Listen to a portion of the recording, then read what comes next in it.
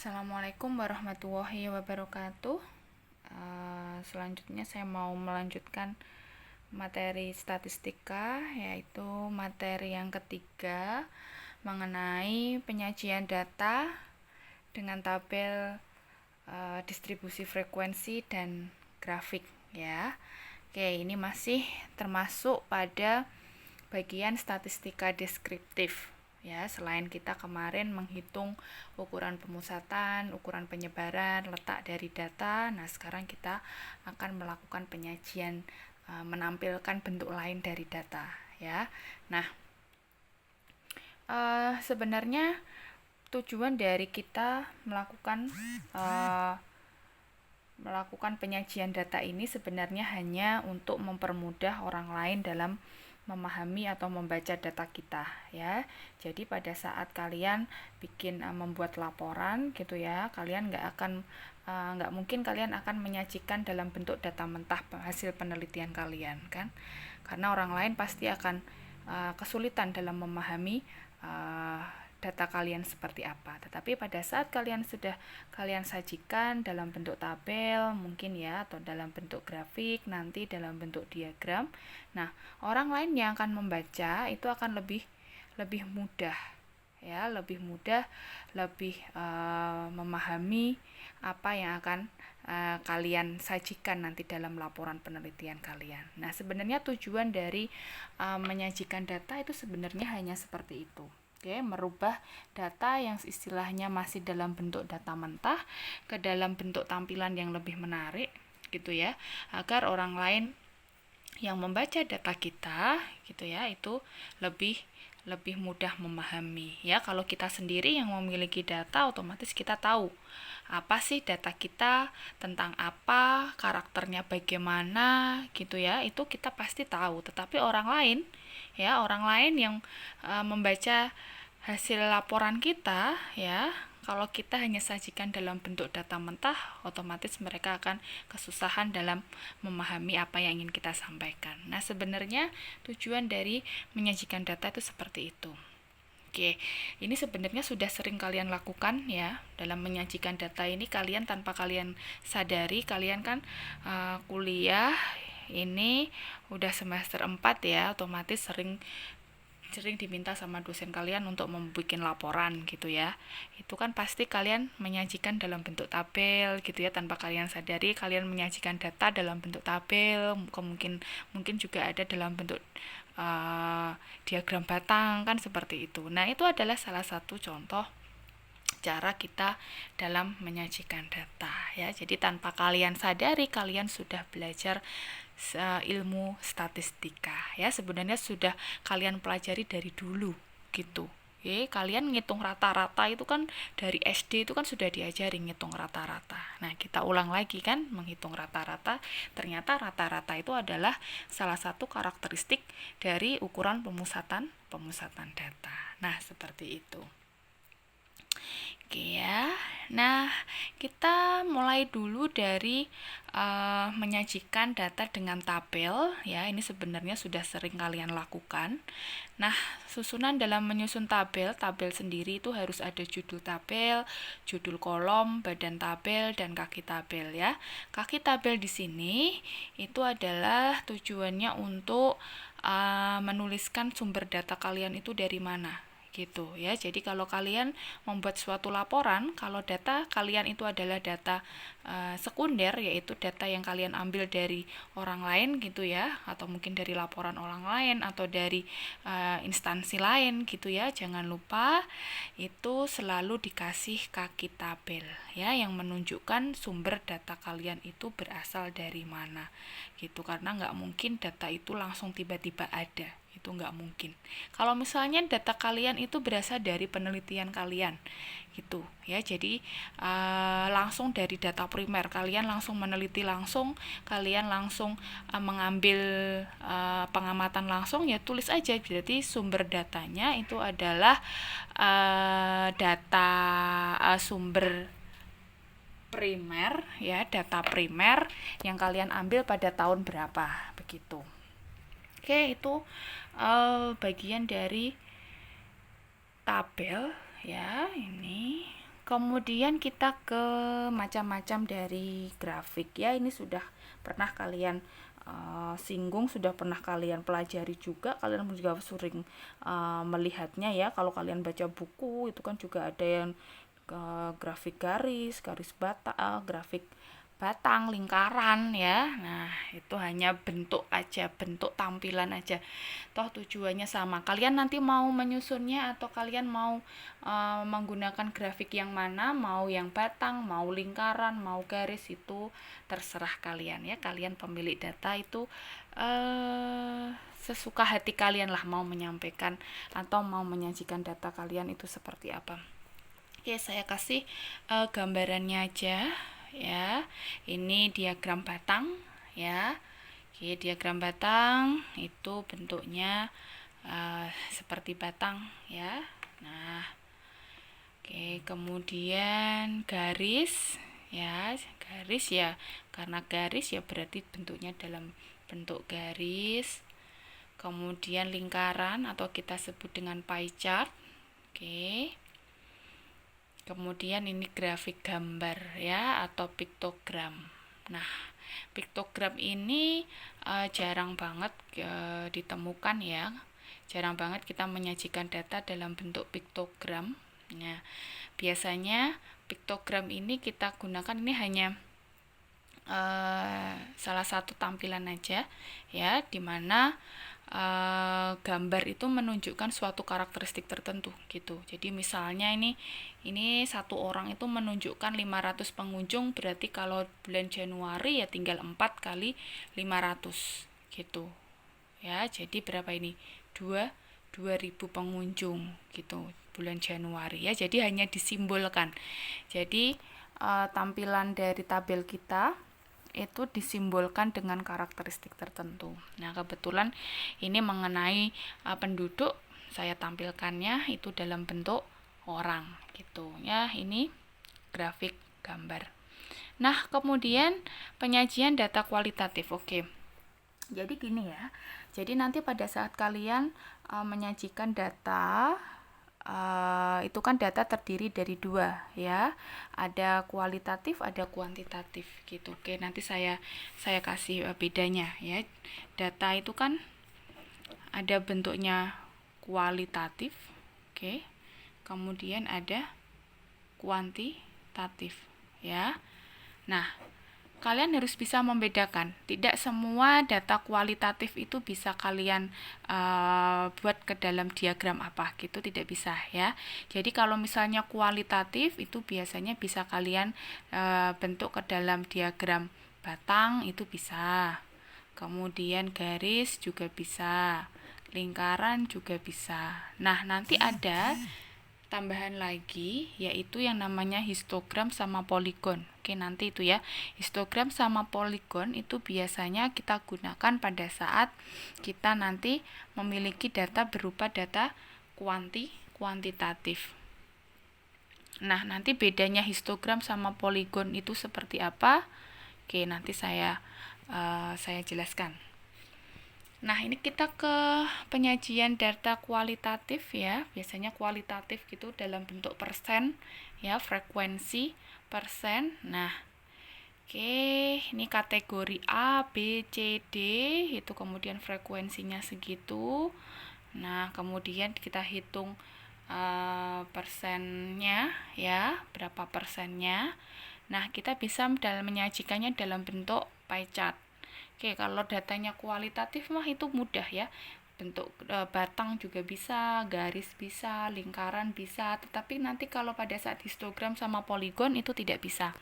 Ya, jadi pada saat data kalian itu data kualitatif itu tidak bisa kalian gambarkan dalam bentuk histogram dan poligon ya.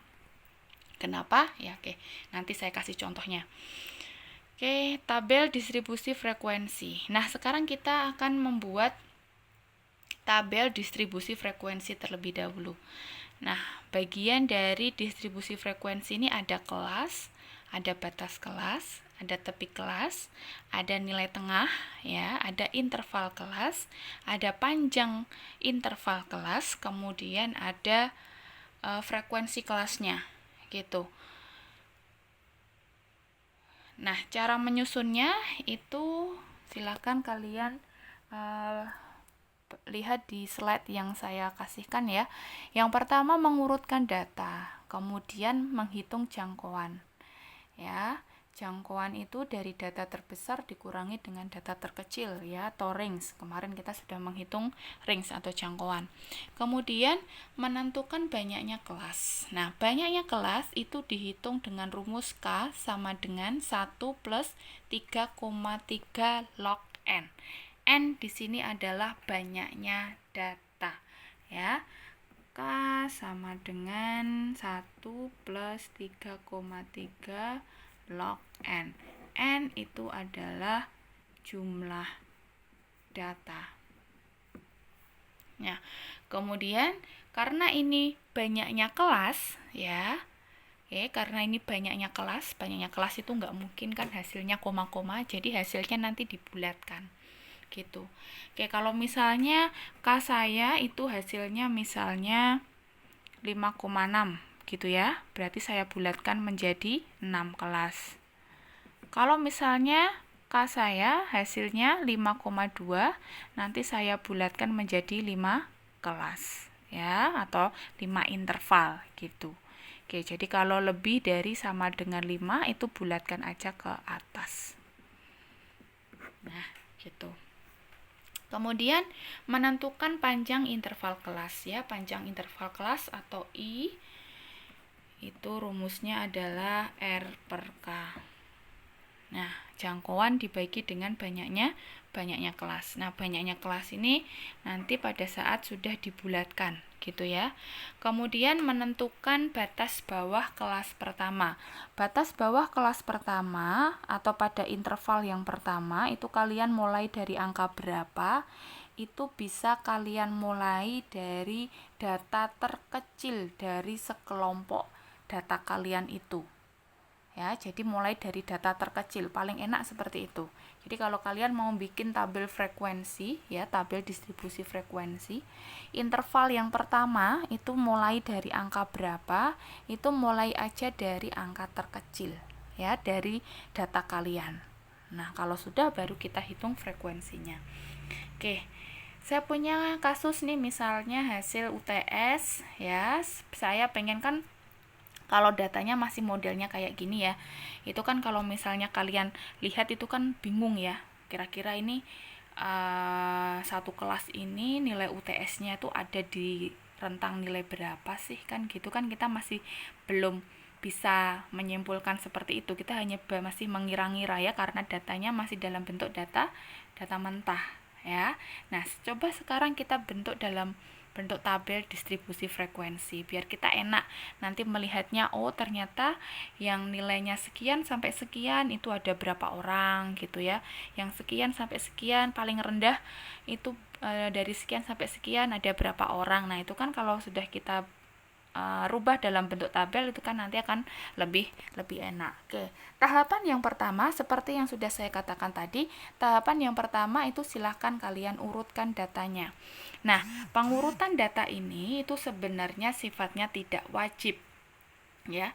Kalau tingkat kejelian kalian itu super gitu ya, misalnya kalian kalau melihat angka itu seneng gitu ya, nggak pusing gitu ya, kalau melihat angka itu suka gitu ya, melihat angka nyelip satu gitu aja kalian sudah tahu gitu ya. Nah, misalnya seperti itu, nggak perlu diurutkan juga nggak apa-apa ya. Sebenarnya pengurutan data ini tujuannya hanya untuk mempermudah kalian gitu pada saat kalian nanti menghitung jumlah frekuensinya ya, biar tidak ada data yang keselip, misalnya belum kehitung gitu ya, belum masuk dalam interval. Nah, seperti itu.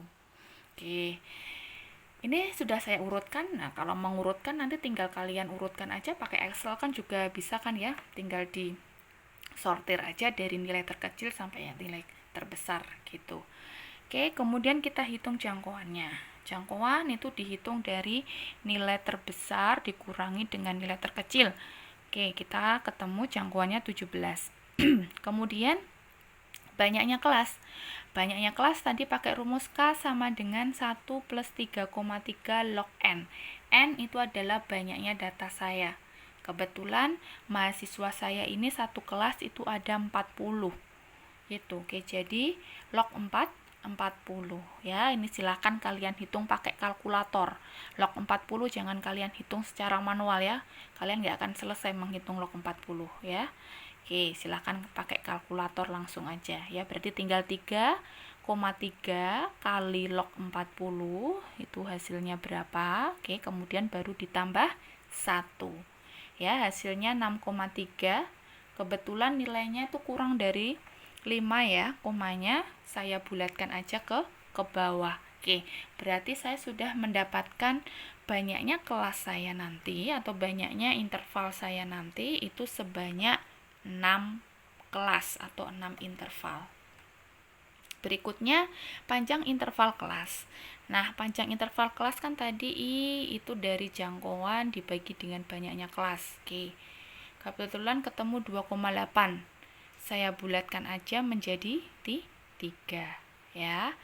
Karena ini lebih dari 5 kan. Nah, kemudian batas kelas pertama. Oke, batas kelas pertama saya ngambil dari data terkecil. Kebetulan data terkecilnya adalah 65. Oke, kita sudah ketemu nih. Batas kelas pertama kita 65 ya. Panjangnya itu 3 gitu ya. Kemudian banyaknya kelasnya 6. Oke, tinggal kita buat sekarang. Ya, berarti tadi kan ketemu K-nya 6, oke, panjangnya itu 3, ya.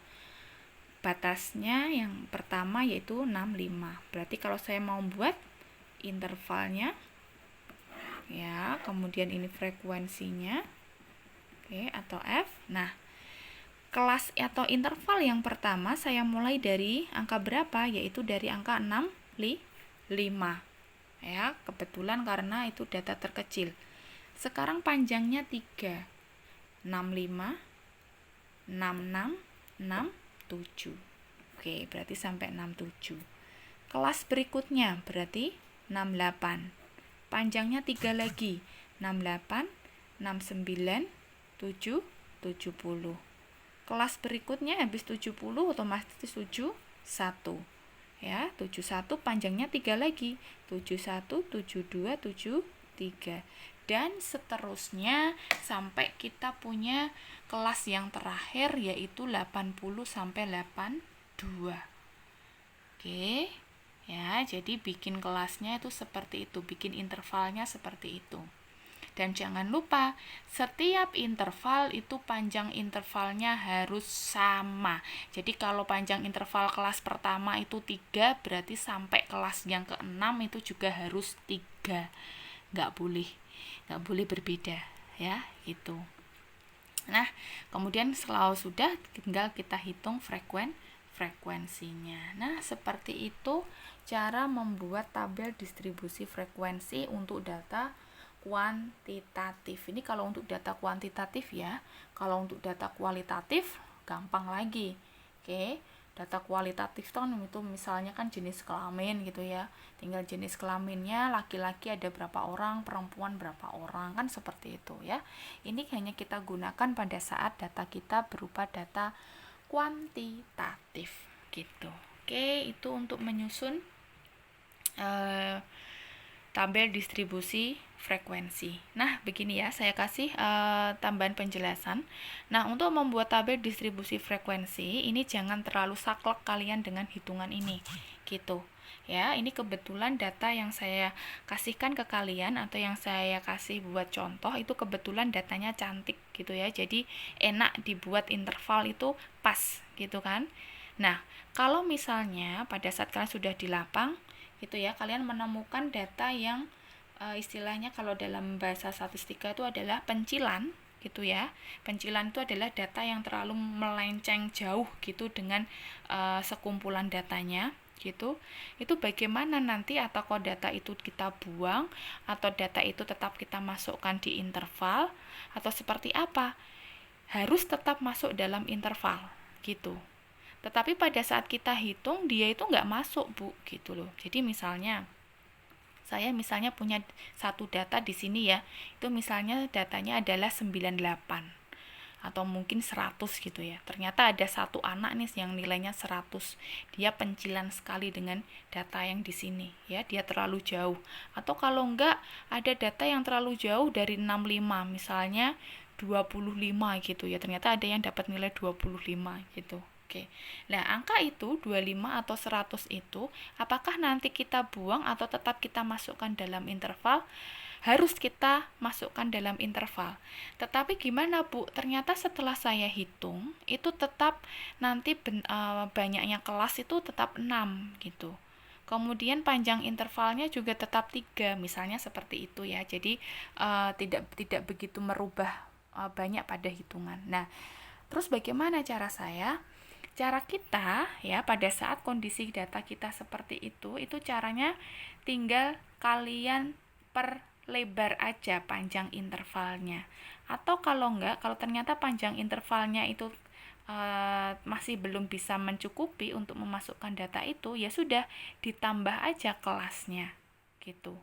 Ya, jadi kalau misalnya ada data yang belum masuk gitu ya, ya sudah panjang interval kelas kita tambahi aja gitu. Misalnya ini dari hitungannya cuma hasilnya 3, padahal masih ada 2 data yang belum masuk gitu. Oh ya sudah, berarti panjang interval kelasnya saya lebarkan lagi gitu, misalnya jadi 5 atau misalnya jadi 4 atau jadi 6. Yang penting pokoknya data itu tetap harus masuk ke dalam interval gitu ya.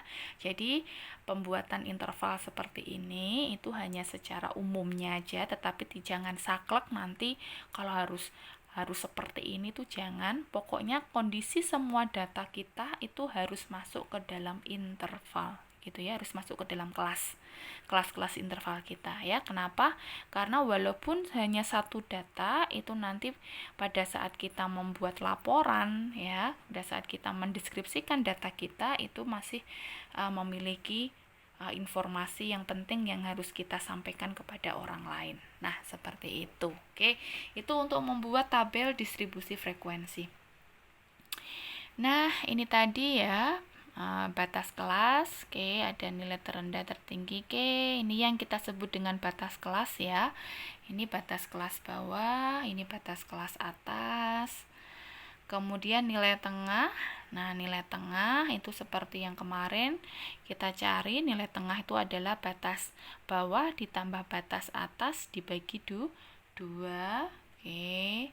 Kemudian tepi ya. Tepi itu ada tepi batas bawah dan tepi batas atas.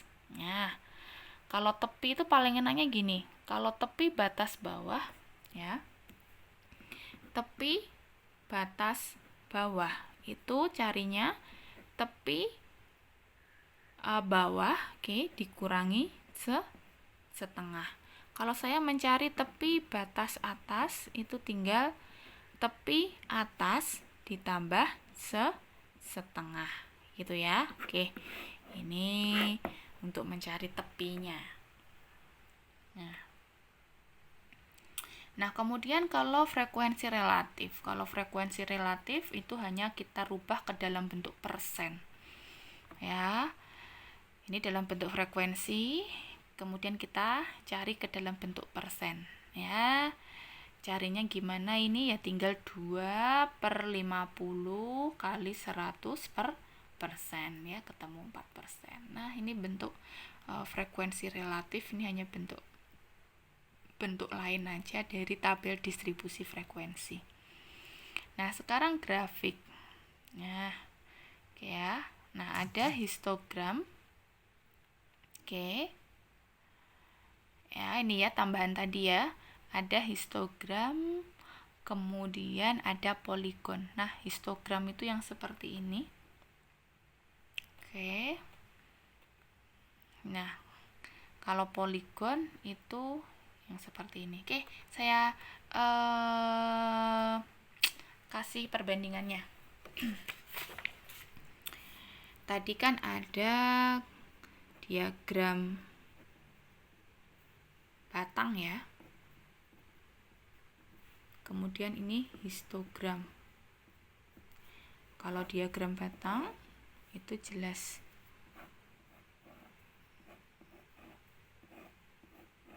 Nah, gini ya. Tapi kalau histogram itu yang seperti ini. Nah, bedanya kalau diagram batang itu di sini masih ada sela antara batang satu dengan batang berikutnya. Tetapi kalau histogram itu batang satu dengan batang berikutnya itu saling berhimpitan. Kenapa? Karena kalau yang di sini, oke, saya punya interval yang tadi ya.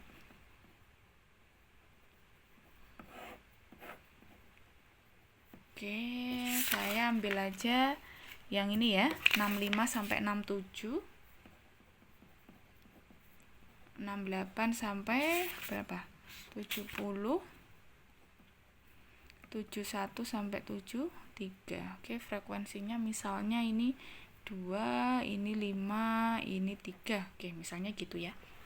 Saya misalnya nih, kalau bikin diagram batang itu tinggal ini aja, langsung kalian buat. Oke, ini misalnya, oh maaf ya, ini 2, berarti kalau 5 sini ya,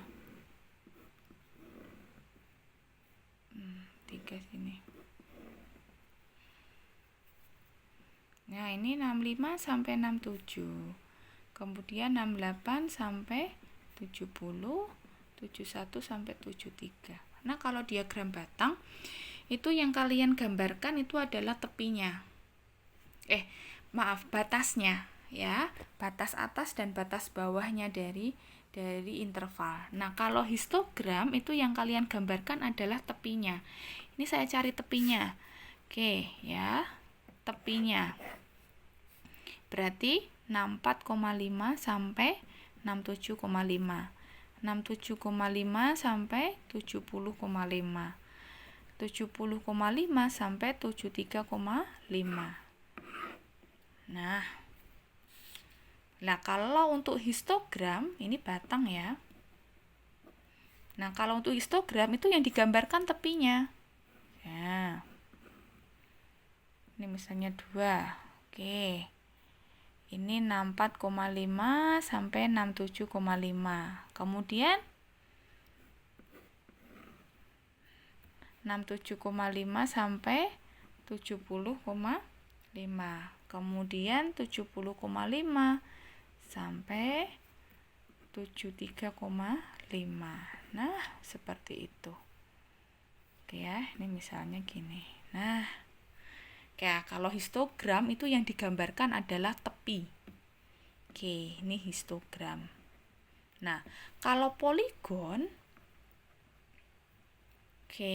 kalau poligon itu yang kita gambarkan adalah nilai tengah. Oke, ini nilai tengahnya berarti 66 ya. Ini kemudian 69, ini 72. Nah, yang saya gambarkan tuh nilai tengahnya. Oke. Nah, 66, 69, 72. Oke, ini 2 misalnya. Ini 5. Ini 3. Nah, kalau sudah baru kalian hubungkan antara satu titik dengan yang titik lain. Nah, ini yang kita sebut dengan poligon. Kalau poligon itu yang kalian gambarkan adalah nilai tengah. Kalau histogram itu adalah tepi batas dari interval ya. Tapi kalau batang itu intervalnya. Nah, gitu. Oke. Bedanya di situ. Nah, makanya pada saat kalian ingin menggambar poligon sama histogram, itu kondisi data kalian itu harus berupa data kuantitatif ya, jangan kualitatif. Kalau kualitatif itu kita tidak bisa cari tepinya, kita tidak bisa cari nilai tengah dari intervalnya ya. Oke, makanya untuk yang ini itu bisa kita gunakan ya pada saat kalian menjumpai data kuantitatif gitu ya. Nah, oke. Nah, ini soal coba kalian buat menjadi tabel distribusi frekuensi. Oke. Saya kasih contoh. Nah, kalian kalau mau membuat diagram itu bisa aja dengan menggunakan Excel. Paling enak tuh menggunakan Excel karena apa? Tampilan dari diagram kita itu nanti cantik ya, warna-warni gitu ya, bisa kalian rubah juga, kalian edit. Nah, ini saya punya data kualitatif nih ya. Ini berupa data kualitatif, ini data kuantitatif. Nah, caranya tinggal di-insert aja ya, jangan lupa ini di blok dulu yang mau kalian gambarkan yang mana. Oke, saya mau data kualitatif dulu ya. Nah, tinggal kalian pilih nih, mau yang apa? Mau pie chart, boleh. Mau garis, juga boleh. Mau batang, juga boleh ya. Oke. Atau yang ini nih, banyak nih. Ya. Oke. Nah, ini misalnya. Ini saya bikin batang nih. Nah. Ya. Nanti tinggal kalian edit judulnya apa. Nah, kalau untuk data kuantitatif, nanti di sini akan kalian kalau secara di apa ini? Excel itu nanti sudah langsung membentuk berupa histogram.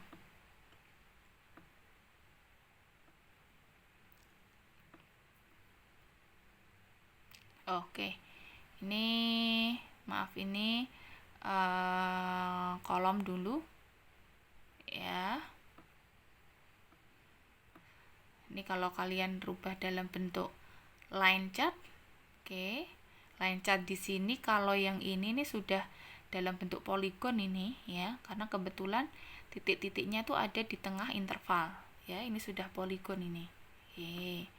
Kalian mau bikin pie chart, nah seperti ini. Oke, nah ini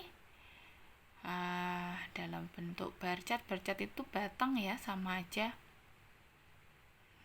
Nah, oke, tinggal kalian mau rubah ke